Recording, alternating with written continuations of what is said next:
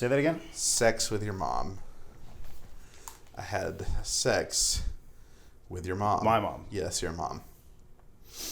Yeah, because you said the tighter the better. So I was like, oh, this could be like about a vagina.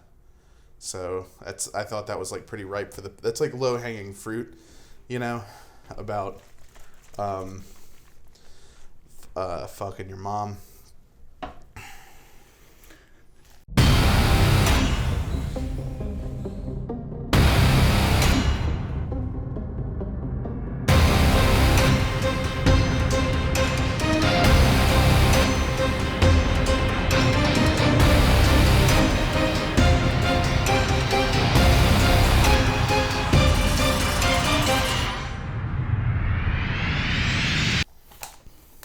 Did you get a good sound check off that?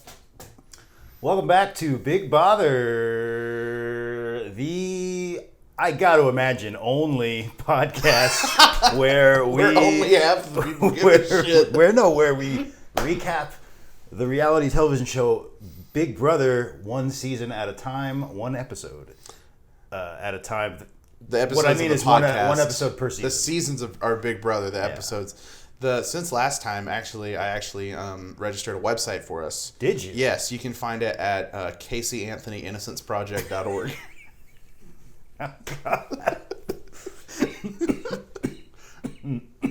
Or CAPE, if for short.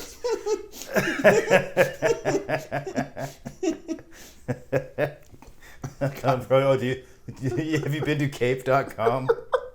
No, funnily enough, it's not about the short-lived NBC show The Cape. Jesus. You know what? It says a lot about The Cape that the only things I know about the show I got from when Community was making fun of The Cape. So just a truly horrendous piece of media. Absolutely. It's the highest honor, I think, honestly, is to be lampooned by Community. Just mercilessly, too. Yeah, all those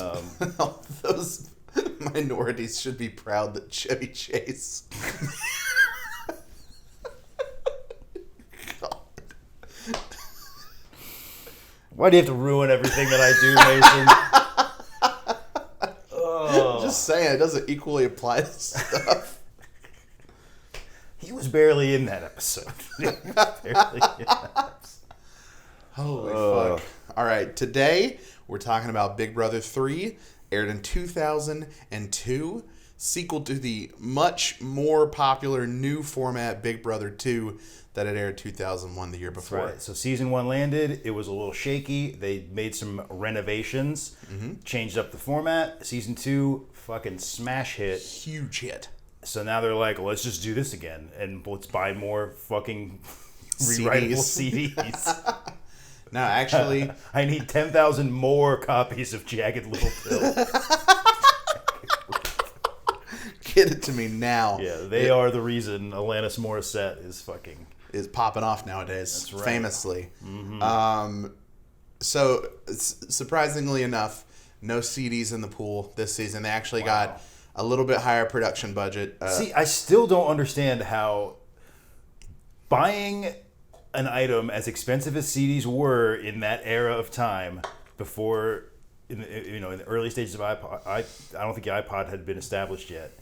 At least not as popular. No. I don't understand how taking a CD, a popular form of media, and destroying it is good for production value. Well, whereas a fucking water balloon or a beanbag could have completely sufficed for what they were doing. You don't have to frisbee. You don't have to pay a dude to construct some kind of perfectly shaped hoop or a scoreboard with all of the contestants' names on it. You don't need a scoreboard at a perfectly shaped hoop. You can use a bowl, and you can use whatever device they use to keep score. I'm saying you don't have to throw CDs. But you're winning a CD. Right, but what good is winning one CD when you've just destroyed dozens? Because you get to listen to the CD. What do you It's mean? Like, hey, you win a free house if you burn down 5 houses. Yeah, you get a house. What do you mean? I'd take that deal. I get a house out of it. Oh no! I destroyed some property that doesn't fucking. Okay, but how me. does it make sense? How does it make sense financially for the person running the contest, who's now down 5 houses? Because 6, because he had to give one away. Like, that's what I'm saying. Because it drives viewers. What do you mean? We're gonna destroy 1,000 CDs. Oh, what's the prize? 1 CD.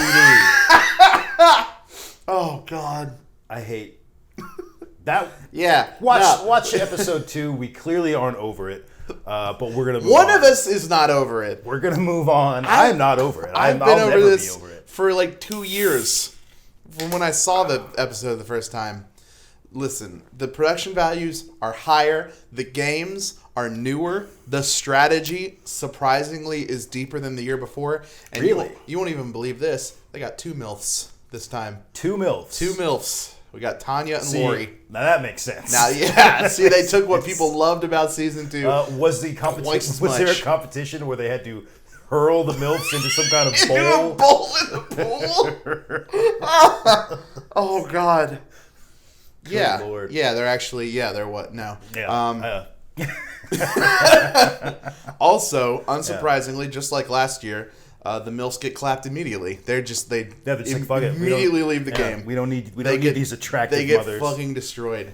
So, we got a whole new set of contestants. We have,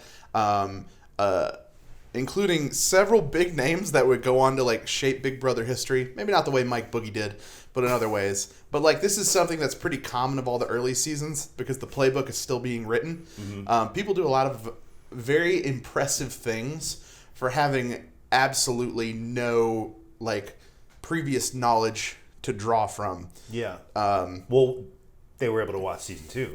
They were, but even still, they like innovate. They do things sort of the step past the strategy of like Dr. Will or Hardy and Nicole. For the first thing that I think is interesting to touch on is you have your first big power alliance. A huge group of people.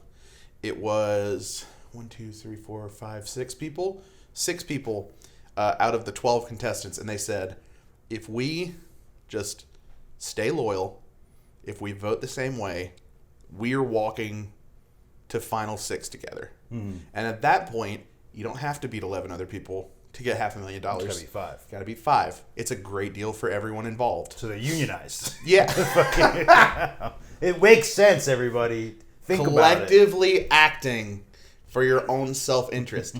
Think about it. Exactly. You only fall to corruption later. It's great.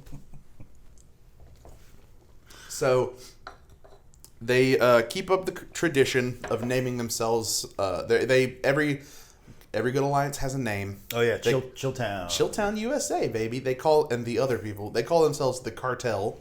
Oh, which is not great. It's super weird. The Cartel. Pass. Boo. Yeah. I hope they lose. Okay. I'm not going to watch the season, but I hope that they lose. Based on nothing. Yeah.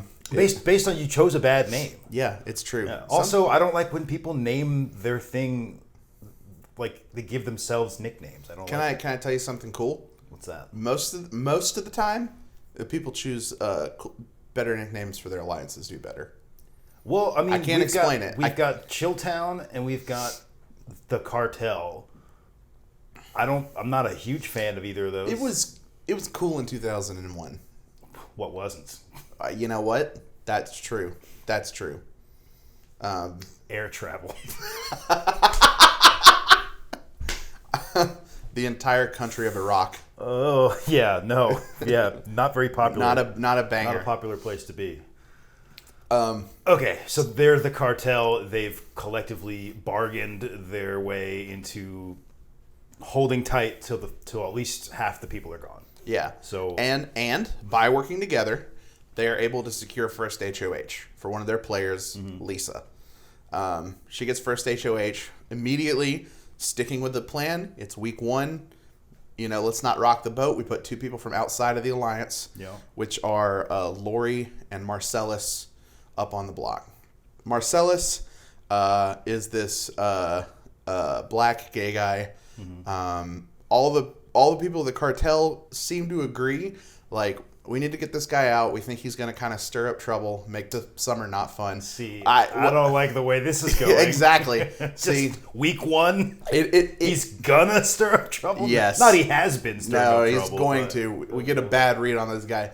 Listen. I wonder. I don't know. I can't put my finger on it. There's something about him. It brings me no pleasure to say that, like, black people, statistically speaking, get super shafted in Big Brother. Really? That's a common thread? All the time. They get bullied. They get undercasted so that they're, like, super isolated compared to white people in the house. They get sort of unfairly targeted. It's not that they play specifically, like, better or worse than any other race, obviously. But, like, statistically speaking, they're very, very likely to go out in the early game. Wow. It's an ugly fact about the show. Yeah. It stinks. Yikes.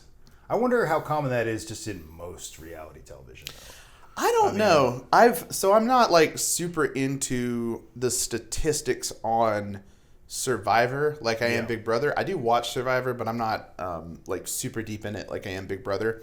In the latest Survivor season, there was a really sort of emotionally charged episode where a black guy gets voted out, and it happens as a surprise to people. And they have it's like a double vote out episode, and the second group of people comes in to vote someone out. They see this guy on the jury. All the black people kind of, like, you can tell the tension immediately is, like, super, super thick. And they all, like, use their immunity idols. And they're like, we see this, like, every year. It gets to this point in the game, and they start just, like, targeting black people. So, like, we're going to make sure that, you know, this shit doesn't happen again. That's such a fucking... I mean... It's terrible. It's terrible, right? Like, God knows... I couldn't even tell you, like, what history could have looked like for Big Brother if, you know, these players had been given a fair shake. Because they clearly weren't. Yeah. In a lot of cases. Yeah. I mean, it's 2002. You're going to put one black gay guy in a house, I assume, filled with majority white people. There are two black people in the house. Okay. Okay. But, and I got to think for a second. I believe all of the rest of them were white. Yeah. They all were. That tracks. Yep. It's not great. If you ask me, Mike, what did television look like in 2002? I'd be like, about two black people. Yeah. That's probably what I would say. Yeah. However... about two black people, one of them is probably gay. Like, that's fucking television. This push for... equal representation is a very recent thing. It's new. It's a very new phenomenon. People have been wanting it forever, but it's only finally happening. Yeah, so. Exactly. And even then, slowly. People to this day, like, so as of recently, as of about, I think 3 years ago, CBS instituted a new rule that 50% of the cast of their reality TV shows have to be made up of non-white people. Wow. They have to better, because, like, you know, to better reflect the United States. Yeah, better reflect your I think audience.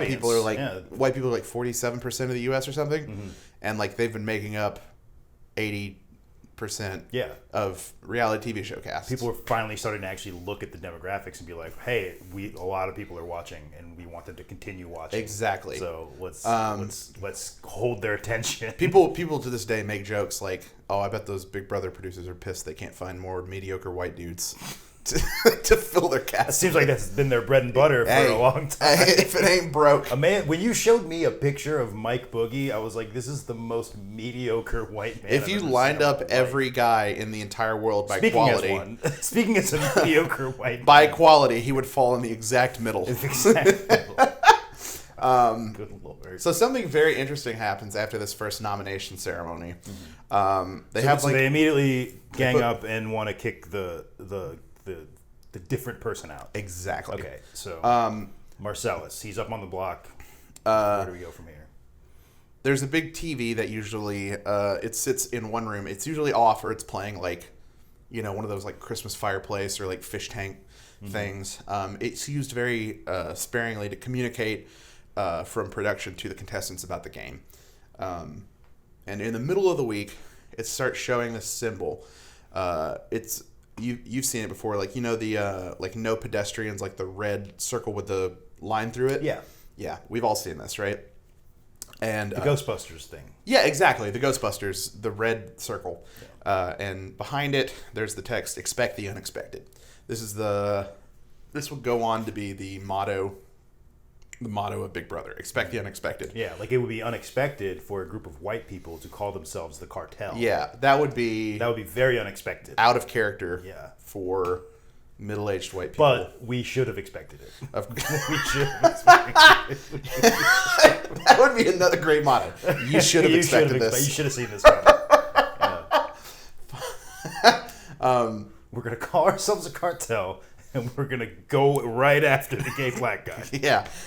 Should have been very expected. It sounds terrible when you say it that way.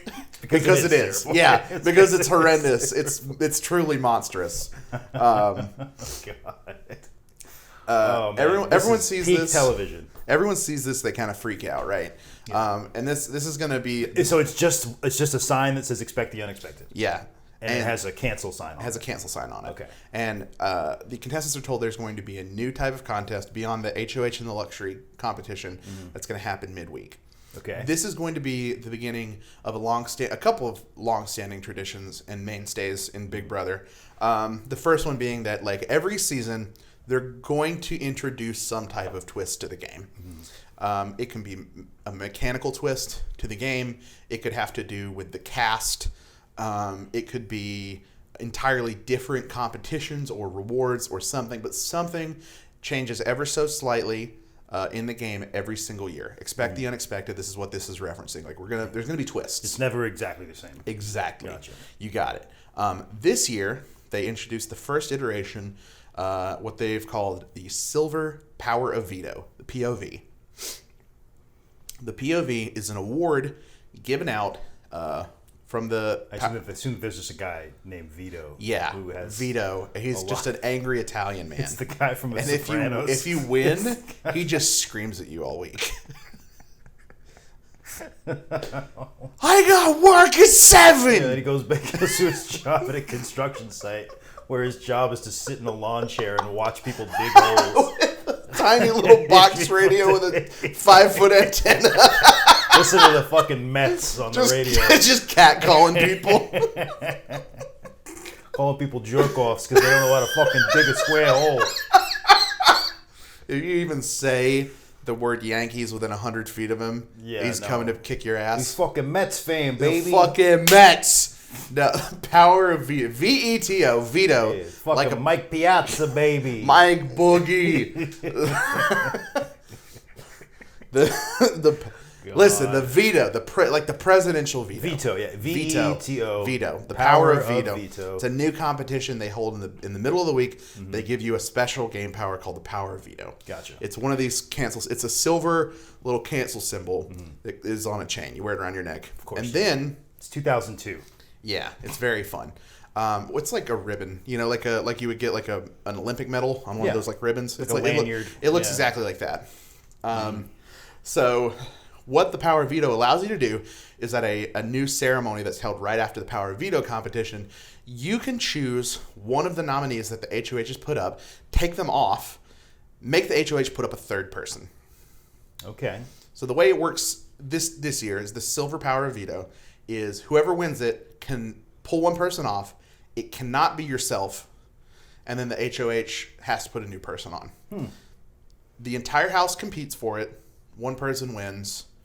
And there's a lot of very interesting mechanical things that can happen because of this. You can really dick the HOH because, as we discussed previously, the way the HOH is sort of balanced is you can't get it twice in a row. And there's always going to be one person who didn't go out at the end of the week who's going to be pissed at you. Yeah, so they're going to be gunning for you the next week. Yeah. Now, there's a chance that 2 people that you put up stayed in the house because you had to put up 3. Yeah. And one got pulled off and the other didn't go out. So you want to be in agreement with whoever has this power of veto. Exactly. Ideally. Yeah. Now, there's a few issues with this. You probably can figure out a couple. There's 2 huge sort of mechanical problems with this. You could probably figure out one if you think about it, right? What's the first thing that comes to mind as I've described right now? Oh, you bring that person into your little friggin' cartel, and it's a rigged game. Exactly. Yeah. Exactly. The big thing is you can't use it on yourself. So if you're on the block... Oh, so even though I have the thing and someone nominates me, I just can't do anything. You can only use it on the other person.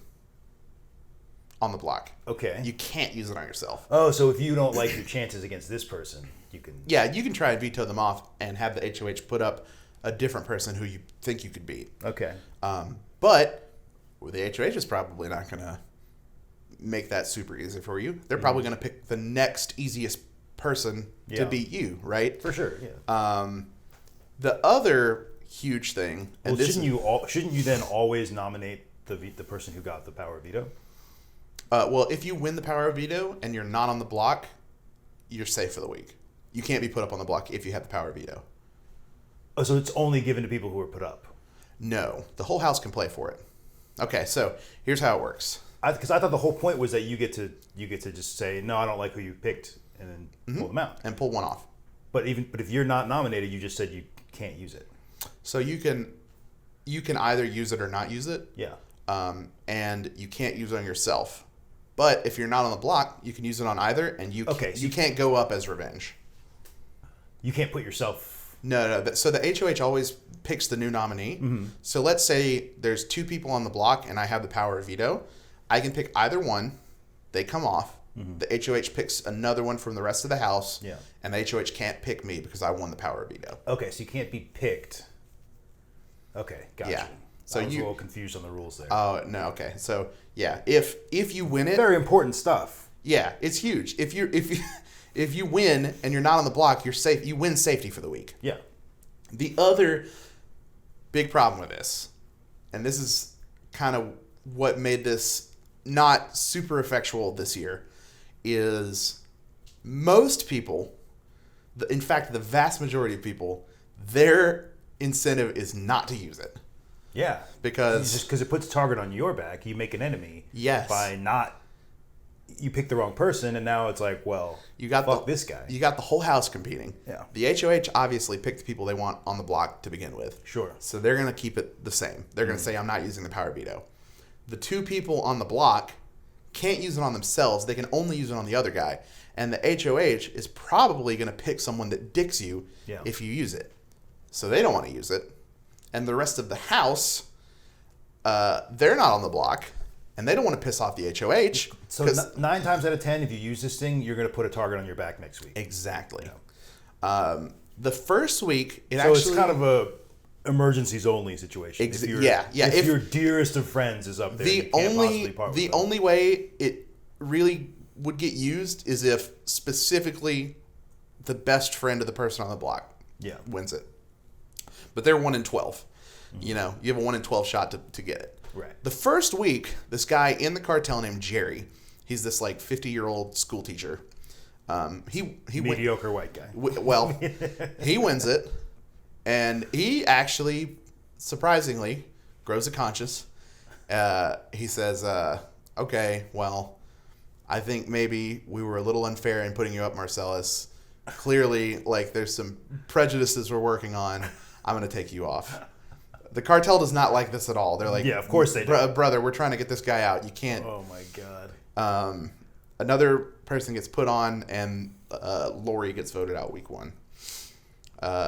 This would be the only time the veto is used all season. Really? Yeah. They held it every week for the rest of the season.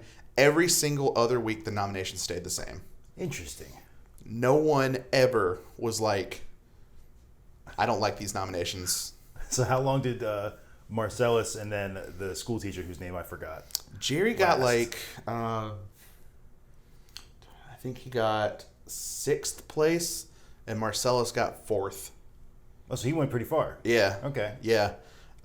Maybe having everyone, maybe having the entire world like point to you and be like, "Why are you so prejudiced?" made them stop being so prejudiced. Maybe I don't know. I can't. Well, like once Jerry did this, the cartel started to fall apart very fast. I would hope. They all realized, like, well, we don't actually like each other. We grouped together because it was just like a majority of the house. They realized that they're bullies at this point. Yeah. Just one of them, pieces of shit. one of them, oh my God, this guy sucks so bad. One of them in the cartel was this guy named Josh. Already hate him. He hated Jerry. Yeah. With a fucking passion. He hated Jerry. Even before he pulled this with the veto, he would so Josh is Jewish and would frequently scream at Jerry that he was like a Nazi and shit. Things dude, he's just snoring kind of loud. You can't do that, man. This is gonna get televised. Josh, and also Josh groped everybody in the house. He was he's I'm the number one ass pincher in the West. Oh, gross. And the women were oh, Josh, you're crazy. But it's this is not comfortable to watch. This guy sucks. So prime cartel candidate. Cartel candidate. This guy, they recruited him for months. He's perfect. He's perfect. They had their eye on him from the beginning. Good Lord. He eventually got evicted. And he would come out and he tried to hug Julie Chen, the host, and she's like, "Don't touch my butt." She was like, "Don't you dare." He's super creepy and not a good person. That's something I guess I'm curious about. Since the majority of the show just takes place with these people inside of one house, where does the host come in when they're doing contests? So she does interviews with the contestants every few days. Okay. She will sometimes officiate competitions specifically for HOH. And then when someone gets evicted, she stands outside. She does an exit interview with them. Gotcha. Where she'll say things like, "You were romantically involved with this person. Do you think you'll continue it outside the house?" Or this past week we saw you maybe not doing the smartest things to keep you inside the house. What was your reasoning behind that? Okay. All right. I'm starting to get a clear picture of this. This is what it's like when somebody describes a reality television show to you that you've never seen. Piece it together, piece by piece. It's like that scene in Sherlock. It's all just the calculus. Whoa. He's an alcoholic. He can't plug in his phone. Mike Boogie. Racist, Nazi. Jagged Little Bill. Oh my God. It's so good. So there's a lot of classical music. See coffee splatter on the wall. He dropped his coffee. Oh. I just see CDs flying into bowls. Oh, America's Choice. They asked for a toaster. Oh my God. Ghostbusters logo. Power veto. It's just Vito from The Sopranos.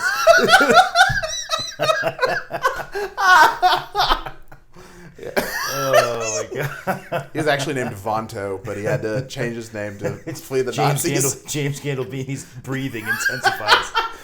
Ponakatok. Oh God. Holy right. Jesus. All right. Let's find our center here. There's some interesting social dynamics going on in the house. First off, two groups of people are together in showmances that showmance being a show romance, right? This is what they're calling it now. Because they're on TV. Yeah, it's a show. So it's not just a regular and romance. And you feel romance. So that's a showmance. We call that a portmanteau. That's when you put two words together into one word that easily identifies sort of the two component word. It's a portmanteau. There's two showmances. The first is Roddy and Kiara. The second is Eric and Lisa. And unlike last year with someone like Krista and Mike Boogie or with Dr. Will and Shannon, they're very open about it. They spend all their time together. They're smooching. They cuddle. They're not really afraid to be grouped together because they're all part of the cartel. They feel like they feel safe. That cartel. That classic cartel.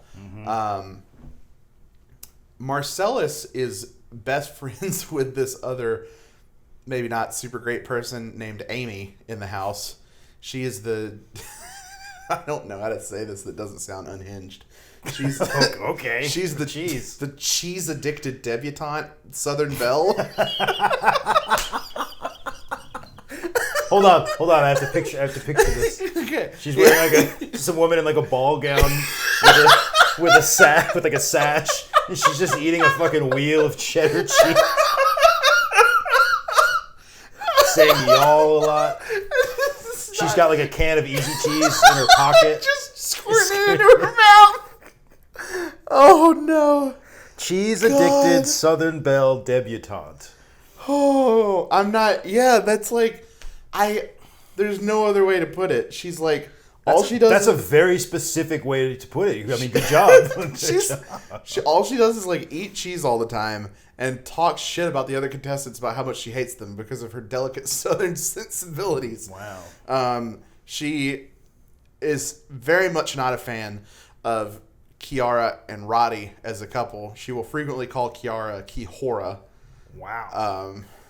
Because she doesn't like her. Her and Marcellus frequently like do their diary room sessions together. They hang out like in the hammock, like making fun of people. She sucks. And everyone hates her. Everyone. She's like taking a bite out of just a block of cheese. Wedge of brie, like, Kiara, you whore.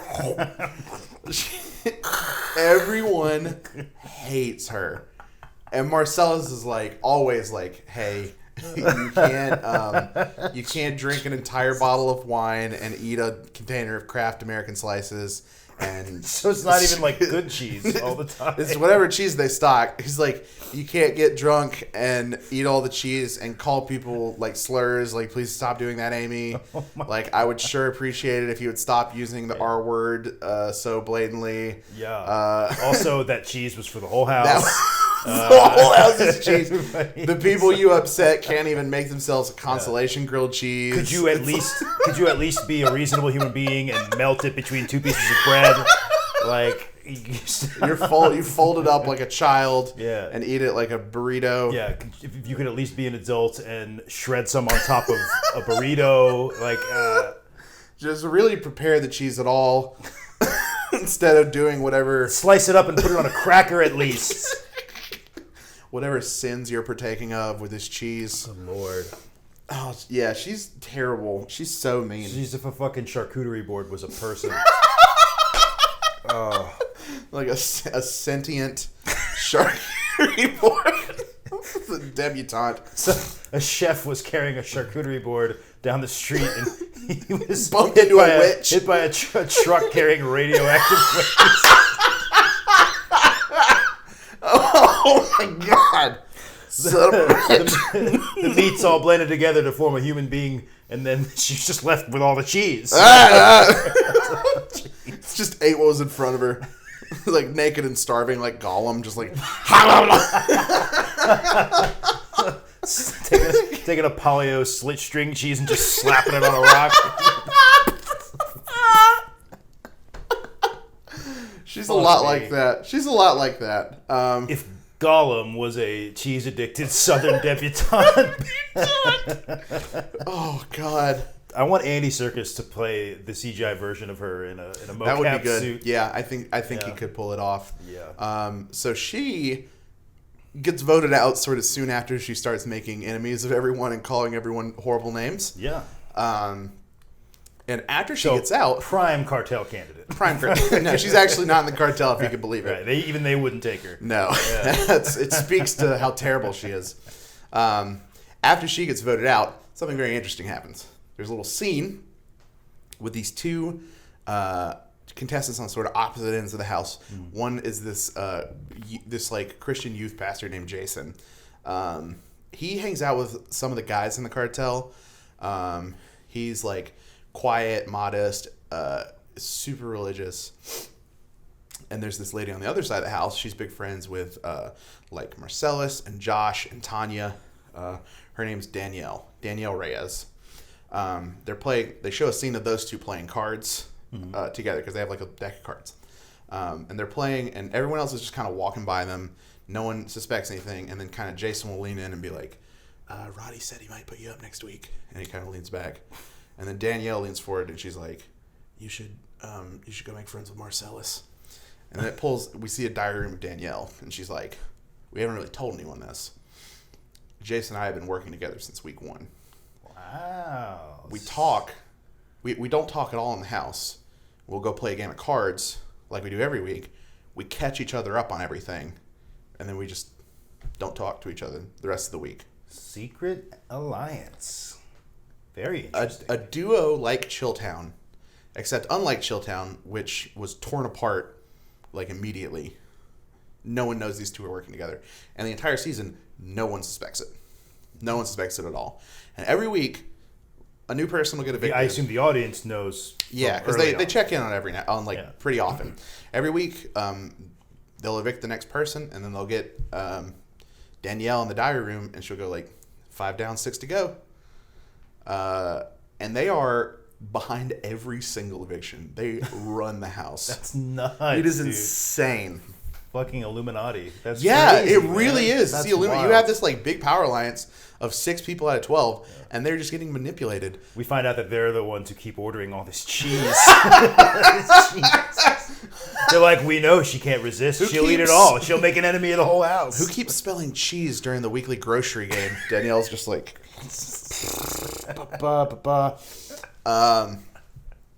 So these two are like working together, and like this is kind of a novel strategy, but like it's clearly working. Yeah. They like almost never go on the block. They never win the veto or the HO. Jason wins a couple of HOHs, but so they're kind of just like leading from the back. They're exactly under the radar. You know, they'll go up and they'll be like, Marcellus, like Jerry said something kind of like mean about you. I don't know. Did you hear that? Did anyone tell you that? And then, you know, Marcellus gets mad at Jerry, and then Marcellus wins HOH, and he wants to put Jerry up. And then, you know, Jason will go to the other side of the house, and he'll go to Eric and Lisa, and he'll be like, wow, have you noticed that Josh is winning a lot of competitions lately? He's doing so good. I bet he has a great chance to win the money. And then like walks off. Take this motherfucker down. Yeah, just like it's never as overt as that. But sure, through this method, they like almost never go on the block. They just start absolutely eradicating people. They're behind every single eviction.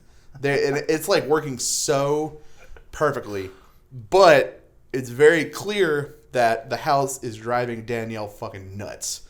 She's like a 30 or like 28-year-old single mother. And she works like 2 jobs. She runs a tight ship at home. Yeah. And she goes. And how long does this thing last? It's like months? 3.5 months. 3.5 months. That's a long time. A long time. See your children. Yeah, she's like she can't see her children with her like mother or something, but she can't see her children. Still. There's like all these slobs in the house. Jerry is like clipping his fucking toenails in the living room and shit. And what like, a fucking Nazi! Does it? Yeah, I know, right? What a fascist! He like how do you clip your toenails through those fucking jackbooted fucking stormtrooper boots, Jerry? She sees him at one point like leave the bathroom without washing his hands. It is unclear whether he used the bathroom or not because there's a door. He could have been blowing his nose or something. Sure. He walks out without washing his hands, and then she drags the whole house into a fight about it. Oh my god! And it causes one lady who like gets so that's her kryptonite is she's fucking miserable. Yeah. Okay. She's go into the manipulating diary. everyone else, but she's also just very unhappy. Yeah, she has like most of the time when she's got like a short fuse. Yeah. Anytime she's not like flying off the handle, she's got a great poker face. She's super nice with people. Yeah. A lot of the time she blows off steam in the diary room, and she'll go on there she'll be like, Roddy, that fucking Satan, I hate that guy. Oh, what a piece of shit. He sucks. He smells. I hate the way he talks. And she'll go out and just hang out with Roddy in the hammock, just be like, "You doing all right, man? That's cool. You seem cool." She probably works in fucking customer service. Maybe. She's like, she might have at that point. Nowadays, she does like sales. She's like high level executive. She's like rich nowadays. Hell yeah. She's awesome. She's also like one of my favorite players of all time from this season because like this plan was so cool. Sounds like she was an innovator early on of like fucking manipulating she's shit like correctly. It's hard to communicate how smart she is. She's like clearly like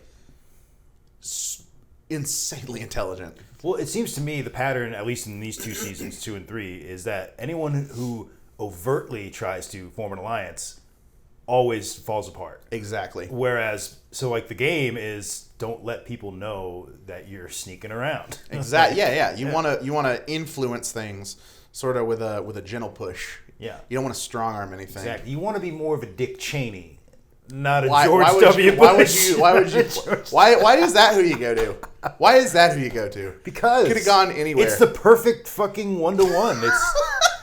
He's fucking pulling the strings. I guess that's true. Obviously, I'm not saying that she is Dick Cheney. We approve of the actions of Dick Cheney and think Danielle Reyes is just like Dick Cheney. So Danielle Reyes, if you ever see this, congrats on being like your idol, Dick Cheney. And this is where we're going to edit in just that big cancel sign.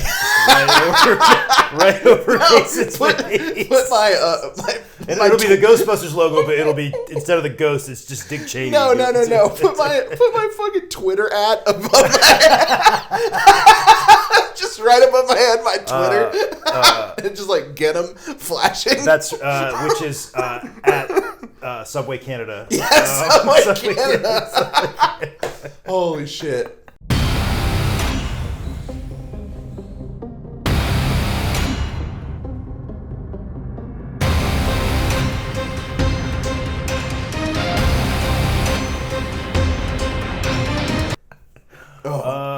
No, we do.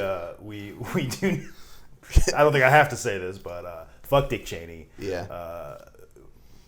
How he's not dead yet. I'm sure he cares a lot what we He think. got somebody else's heart, which is a classic Cheney move. Yeah, that's true. And I got to imagine that he has other people's hearts, but they're just like in jars on his mantle. Oh, you mean surgery? I thought you meant he literally just fucking. I thought you called him He fucking Temple of Doom to this guy's fucking heart. That's honestly, was that guy he shot hunting. He shot him in the face with a shotgun. That was an attempt to get his heart. Yeah. He missed the torso. No, he shot a man in the face with buckshot, and then when that didn't do the job, he said, "Fuck it, I'll do it myself." Snapped the shotgun over his knee and Kali Ma the guy right out of his fucking chest. Holy shit. We should have a tab on our website that's just Dick Cheney fan fiction. The Big Bother and Casey Anthony Innocence Project and Dick Cheney fan fiction. It's called Cape Dick. Cape Dick. That's the not so well received porn parody of Cape Fear. It's Cape Dick. Oh. Or the Cape remake where all the actors are Dick Cheney impersonators. Once a year, Dick Cheney reenacts all 6 episodes of The Cape. The Cape. I don't know how many episodes there actually were. Oh fuck! I'm gonna cry. Okay, I'm finding my center. All right, we bringing it in. Julie Reyes, Danielle Reyes. There's a second twist that happens this season. This is sort of the last twist for this season. Well, back on recap. So her and who's the woman in her alliance? It's Danielle and Jason. Danielle and Jason. They are secretly manipulating people. Secretly allied. Danielle has a short fuse when it comes to certain people and their slavish behavior. Mm-hmm. All right, that's where we left off. Yeah. So the first 5 evictions happen. Danielle and Jason are sort of behind all of them. They have Julie comes on and she's like, "Hey, I need you all to gather in the living room. We're introducing a second twist this season. Unbeknownst to all of you, we actually didn't send the first 5 evictees home. We stuck them in a hotel. They haven't been allowed to talk to each other. We're going to need you all to go into separate rooms. And I need you to vote someone, and they're going to come back in the house, and they're going to have another chance at the game." Okay. This would be the first iteration of what would later be known to be the battle back competition, where certain people, after the sort of first round of evictions, are allowed to, via some kind of competition or vote or something, come back in the house. Second chance. And you get a second chance. Everyone, at this point, is down. The first 5 people are out. Most people are sort of thinking of, like, what's my plan for the end game here? Because I got to get these jury votes. Everyone, surprisingly, well, there's like a little disagreement, but Jason, Danielle, and Lisa all vote for Amy. Okay. Because they're all thinking, I can beat Amy in the finals. Yeah. Everyone hates her. Yeah. And Amy comes back. All you gotta do is not eat everyone's cheese. Yeah, exactly. And or use slurs. What the fuck? Call people the R word. And Marcellus votes for her too because it's, even in 2002, people were like, "Can you stop? Can you chill? Can you chill with that? Chill. Even 20 years ago, people knew. Good Lord. It's not the last time it'll come up. I'm sure it won't. Unsurprisingly. I wouldn't be surprised if it came up in the newest season. Like, oh man, it did in 22. Okay. Now that you say that, they have problems. They have problems with that. This problem isn't solved. They had problems with that in season 22. Yeah. But so they vote Amy back in. Marcellus is having a ball because his best friend's back. We get a lot more evictions all in a row, and then the really interesting stuff starts happening at Final Five. So who ended up coming back? Has that happened yet? Amy. So she got voted off and then came back. And she came back almost immediately. It was 2 weeks later. 2 weeks later. Wow. Yeah. All right. So the cartel is getting picked off. How did Amy get her way back? Was it a vote? Or it was, yeah, the House voted her back in because everyone thought they could beat her. Oh, okay. It's like, let's bring the cannon fodder back. Exactly. Okay, gotcha. If I'm in the finals next to Amy, I'll win for sure. Absolutely. Well, even though that exact thing backfired last year. It did, but Amy's different people, obviously. Yeah. Amy's terribly unlikable. Dr. Will was super likable. I mean, for most people, and I think if you had seen the season, you would know, like, she was never winning. Ever. Yeah. There's no way you can get people to vote for you after acting like a huge turd for 3.5 months, making their lives miserable. Right. She comes back in. The cartel keeps getting picked off week after week. At one point, and this is one of my favorite parts of the season, they had held a veto competition very early called An Offer You Can't Refuse. And they gave a very Italian phrase. Yeah. They gave everyone an identical veto box. And they're on the table, and they're like, you can't pick them up. You can just slide them, okay? You can make people deals to try and get their box.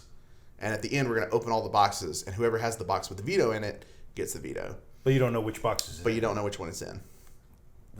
So you might as well not even play. Well, you can be like, hey, if you give me your box, then so you can get multiple boxes. Yeah, you get a bunch of boxes. Oh, okay, gotcha. Your alliance can all throw them to one person, or you can try and make deals with people to get their box. Yeah, okay. And at one point, Roddy, who is one of the cartel people, says to Amy, like, I feel safe this week. I'll give you my box if you promise that at some point in the future, if I'm on the block, you'll veto me. Yeah. And Amy's like, oh, yeah, okay, I'll take your box. And, she gets his. I can't remember who won the veto. It didn't really matter. It didn't get used. Right. She gets voted back in, and then her and Roddy are on the block. And it's very clear that everyone wants Roddy out because no one wants Amy out, right? Right. And then she wins the veto, and Roddy's like, all right, time to pay up. We're on the block together, but you can use the veto on me. Yeah. They'll have to put someone else on the block who you can't beat, and you'll get voted out. And she's like, oh, yeah. Yeah, no. I'm not doing that. I'm not doing that. And Roddy goes out. Payment up front, not the best choice for a Big Brother competition. It's so funny. It's God. So good. He goes out and he's like, I can't believe she didn't stick to her word. It's like, buddy, you gave her the veto 6 weeks ago. 6 weeks. She doesn't care. She doesn't care anymore. She already got what she wanted. Good Lord. Like, you're out of the game now. She doesn't have to pay up ever. It was so good. What a fucking turd. She sucks so bad. It's so funny. By the way, the entire time, I'm just imagining a woman in a ball gown, a sash, and a block of cheese. Just like, I'm actually, tough shit. Roddy, I'm actually not doing that. So it keeps going, right? We're down to Final Five. Oh, God. So we have Lisa, Jason, and Danielle. Lisa's the last remaining member of the cartel. Jason and Danielle, and then Marcellus and Amy. And Julie says, all right, this week we've got a big surprise for you. We're going to hold a competition, not for the silver power of veto. This is the golden power of veto. Ooh. If you win it, you can take yourself off. So you can win safety, even if you're up on the block, and the HOH will have to put someone else up. So it's immunity as well as the veto, basically. Yes, exactly. This would be how the veto works into perpetuity. This was an incredibly good idea, and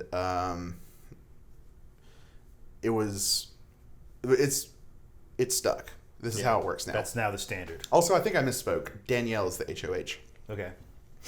Danielle is the HOH, and she's like, there's going to be 2 votes because it's Danielle and the 2 people on the block can't vote, so there's 2. So as long as Jason, her best ally, votes for the person she wants, she breaks the tie, and it guaranteed that person goes home. If the other person doesn't vote for them anyway.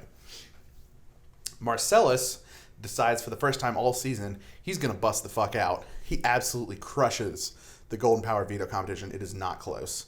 The way it works is like... How many CDs did he land in the bowl? He was like Michael Jordan, fucking just dropping these fucking CDs in the basket. What the competition was like they laid out people's pictures of contestants' faces in a line, and then they had lasers pointed in like a spy movie kind of way, and you had to... like security lasers? Exactly. And you had to step on the tiles in a certain order and not break the security lasers, or you get a time penalty. And Marcellus, like... Did it matter whose face you stepped on? Yeah, you had to do it like in the order they won the veto, I think. Oh, okay. So it's laid on a big memory line. game as well. Yeah, it's a memory game. It's laid on a big line, and you have to get from one end to the other. Don't break lasers, or you incur like a 30-second time penalty or something. Marcellus beats the shit out of everyone. He wins the Golden Power veto. He's on the block. He's got the Golden Power veto. He just went straight Catherine Zeta-Jones on those fucking lasers. Mission Impossible this shit. So easy. He gets to the veto meeting, and he starts to do something which would later be known as jury control, where he tries to influence how people feel about him. He tries to make sure he's leaving a good memory for himself, so that when he gets to finals, he'll get all the votes. The jury members think fondly of him. And he goes, Amy...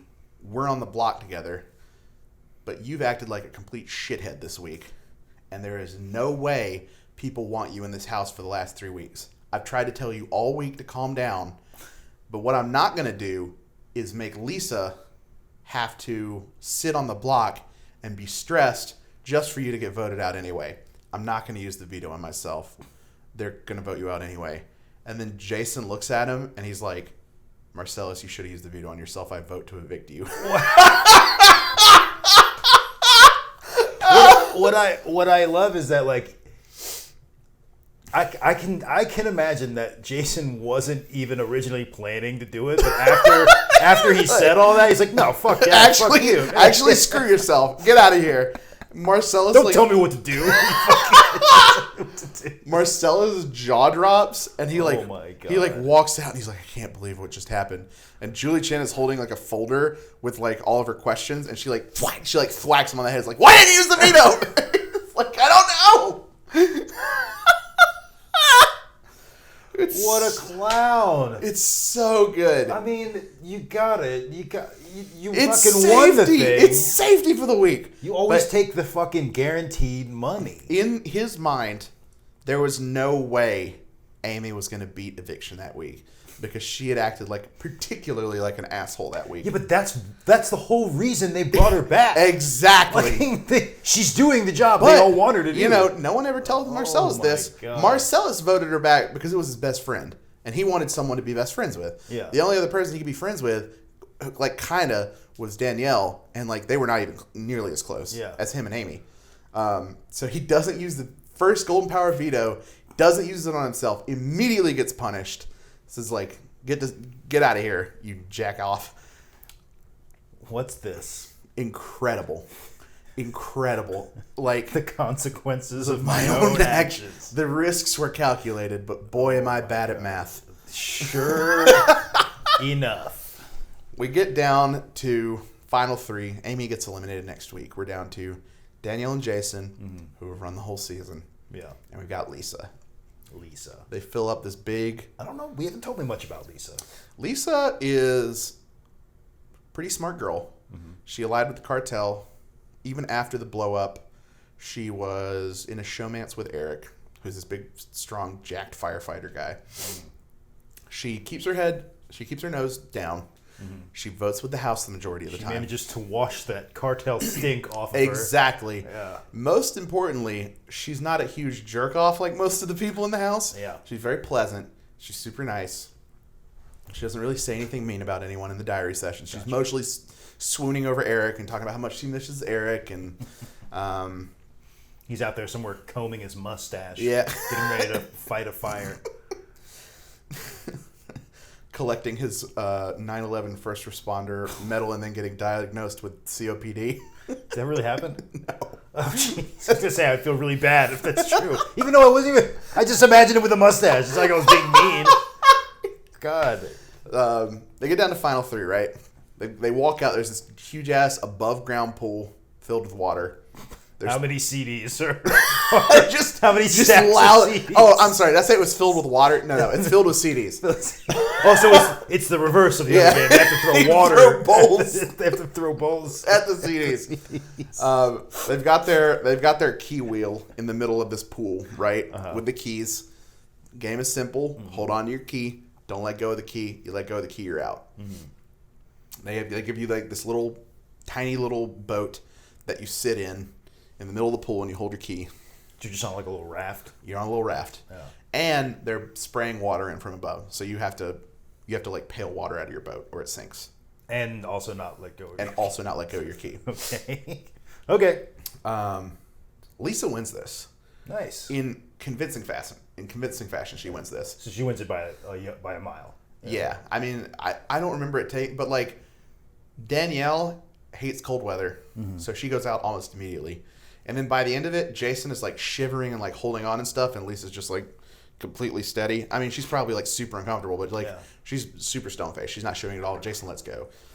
Lisa wins the final HOH, and by a miracle, she evicts Jason, takes Danielle with her to final 2. Jason's the last member of the jury. Danielle, who has secretly been running this season in a secret alliance, playing both sides of the house with her partner, goes to finals. Wow. Mastermind. Wow. They reunite the jury, and the jury starts the questionnaire, right? Mm-hmm. And they say, Danielle, we got to go home, watch the entire show, and we can't help but notice that you fucking calculating bitch. Yeah, you had nothing good to say about any of us. You complained about us constantly. You called Roddy the devil and did little cartoon horns. Why in the world would we give you the money? What is this? The consequences of my own actions. And she is like, she's talking about her game. She's like, I had a secret alliance with Jason. We swayed opinion in the house every week. We got everyone out.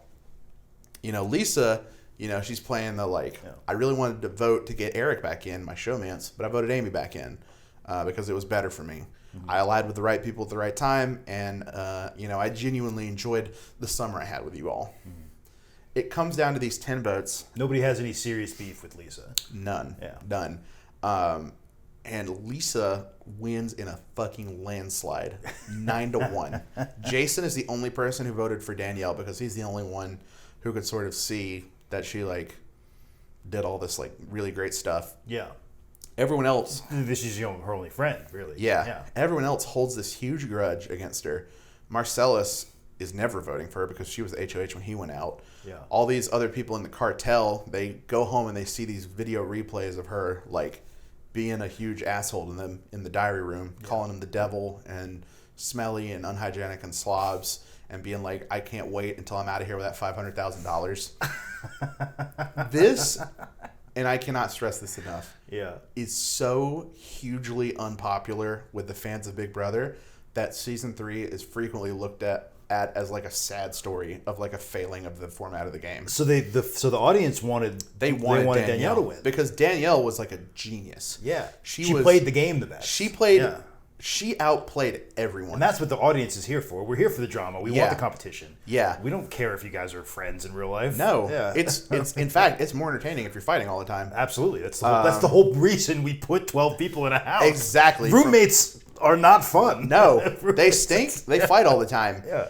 Everyone hated this. Everyone overwhelmed. You'll find the occasional people Lisa played really smart. Mm-hmm. Lisa could win a season nowadays.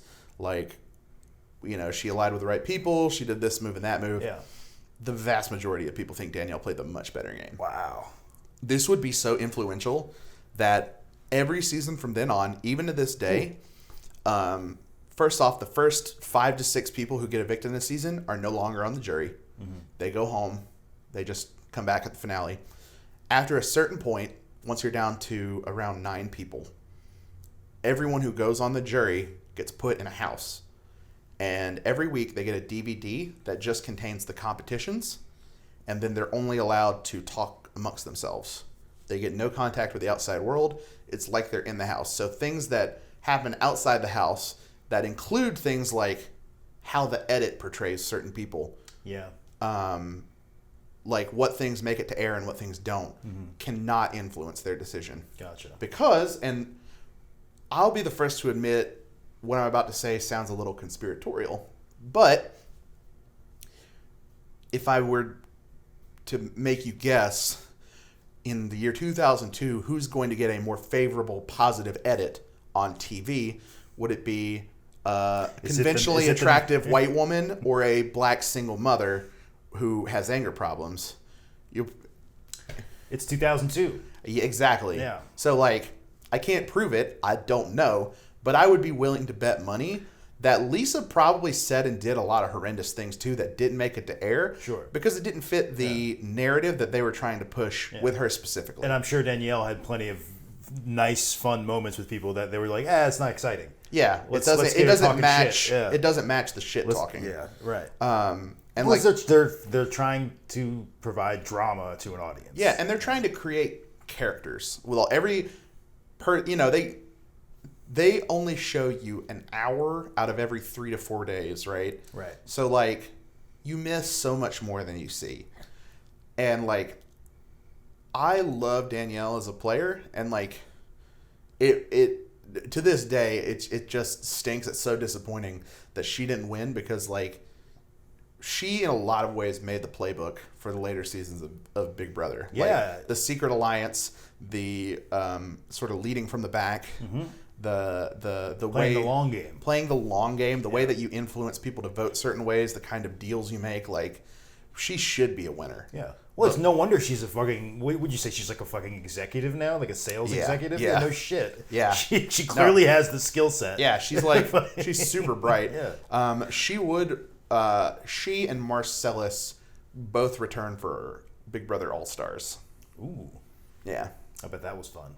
That'll be a great one when we get to it. That's an all-time. How many times do they do All Stars? They've done it twice. They did season 7 with All Stars and season 22. So there's 24 regular seasons and 2 All Stars?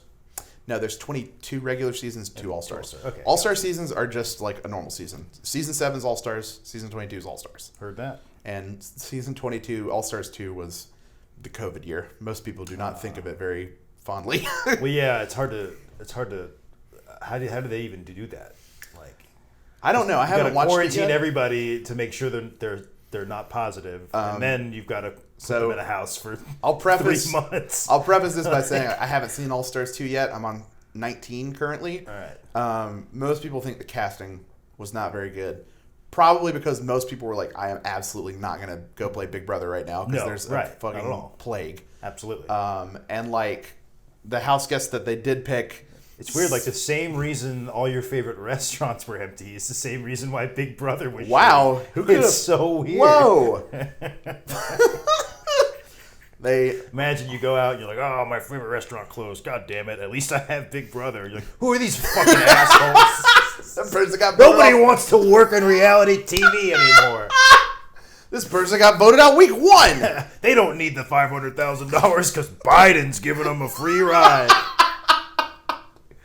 God damn it. God. Sweet Jesus. All right. Well, we're coming up on an hour here. Any other crucial information I should have, or are we about done with it? I'm trying to think of any big... okay. A couple things that'll come up in the next couple of seasons. Actually, in a lot of seasons. Number 1, Marcellus made really good friends with a stuffed duck, or a rubber duck. And the rest of the house used to torment him by putting a laundry basket in the middle of the yard and playing duck ball, where they would steal his rubber duck and like chuck it into the laundry basket from across the And the rubber duck would be like one of the mascots from like every season from then on. It's like there's like a little rubber duck in the intro sequence to it, to Marcellus. Okay. And then the second thing was they had one veto competition where everyone painted a little like ceramic lawn gnome, and then they hucked like baseballs at everyone else's lawn gnomes. And Marcellus like painted his. He tried to paint it like to look black, but it ended up just looking horrifying. It's just looking like some terrible abomination because the paint wasn't like the color of a black person's skin. So it was black, like t-shirt black. Yeah, it was like it just like looks awful, and they hide that gnome around the house a bunch of times, and it's like everyone's always like, "Oh, hey, look, it's Marcellus's gnome." And I'm always like, "No, that thing is awful to look at. Oh my that thing God. is horrendous." All right. Glad we got that covered. Yeah. Well, when I talk about the duck ball competition next episode, it'll help to have that we'll context. Have that frame of reference. Yeah. Gotcha. That Marcellus comes back to officiate. Right. So Dr. Will takes season 2, and Lisa Donahue takes season 3. The mediocre white person. Think about it, America. Think about it. I'm glad we're here to tackle the problems of racism in reality TV one episode at a time. That's right. We really need more mediocre white guy voices talking about the problems of racism in reality TV. I think we do. Well, the good thing is that there's 2 of us. So when we combine, we're slightly above average. Is it the sum or is it the average? I don't know. I think we would average out to still be mediocre. One mediocre white guy. That's right. Yeah. It's not. It doesn't work out favorably for us in any. Maybe we should try more Tommy Bahama shirts. I want to look like a coked out Miami lawyer at all times. Yeah, you want to be the guy that the action hero calls when he's in trouble. You ever played Grand Theft Auto San Andreas? The like nervous lawyer guy.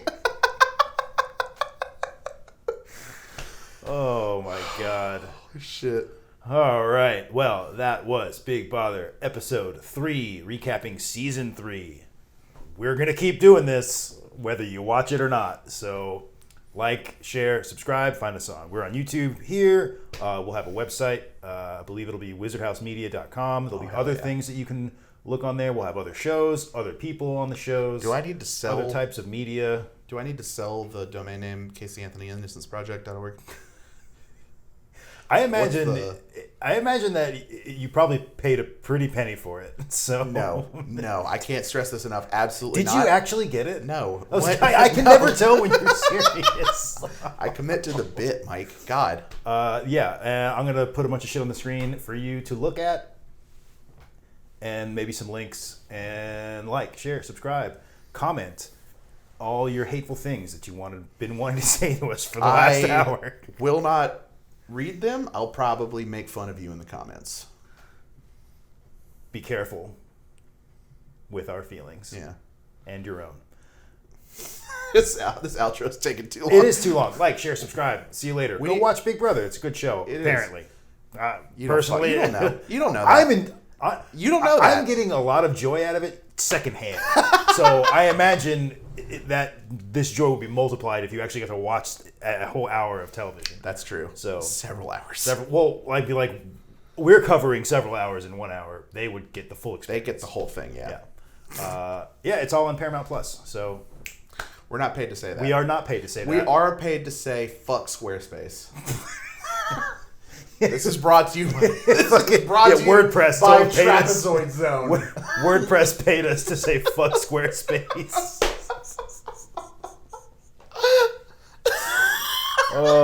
And Dick Cheney paid us to say all those nice things. Yeah. So that's it. We're done. Good night. It's done. Fuck off. Outro.